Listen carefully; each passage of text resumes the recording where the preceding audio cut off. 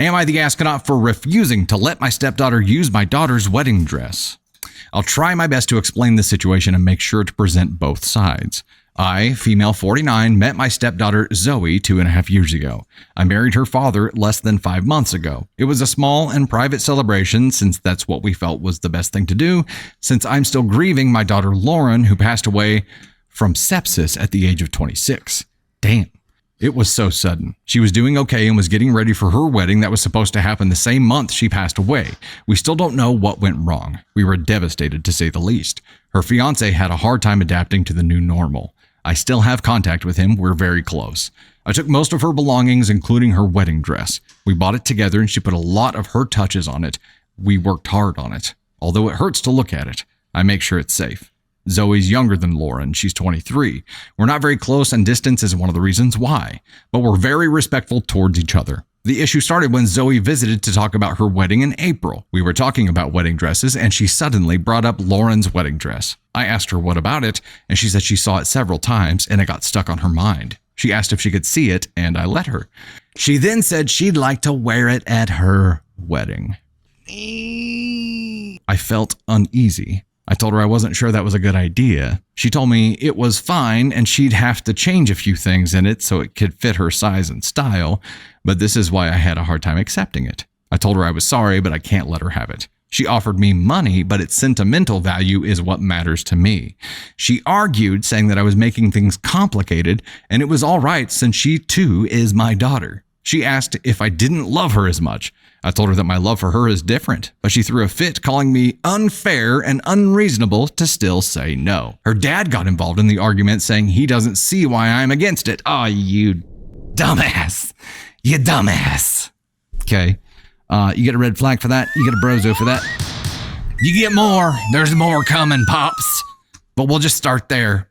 I declined to discuss it anymore, but they kept bringing it up, asking if my daughter would have wanted someone else to have the opportunity to wear this dress, since she unfortunately couldn't. I'm giving you a red flag for that too. Don't you dare invoke the deceased daughter's name and talk about her wishes like you know. This made me so mad I lashed out at both of them and kept saying no. Others said I had no right to act like that, leaving the dress in a closet when my stepdaughter can make good memories with it, but she said she's planning on changing its look. Okay, end of story.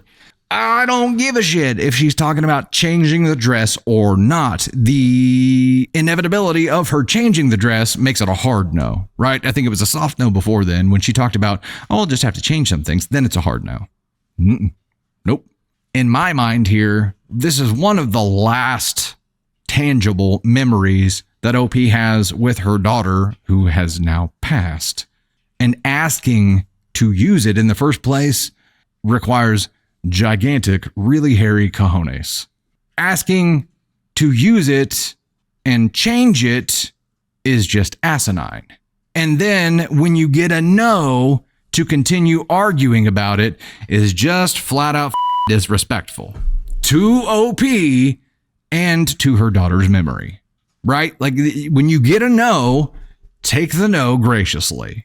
This is a really sad instance of somebody not being able to handle not getting their way, which gives me more red flags here for dad, because dad is obviously one of the major reasons why she can't handle being told no. Obviously, she was raised in an environment where she wasn't told no, and she's not handling this one really freaking well. And when she did get told no, dad comes in and he's like, hey, well, boy, just tell her yes. Same thing goes for you, dad. It's a soft no that took some balls. And then when you're talking about changing it, it's just disrespectful. You get the no, you couldn't graciously just accept that no. You kept pushing. Now you're both on the shit list.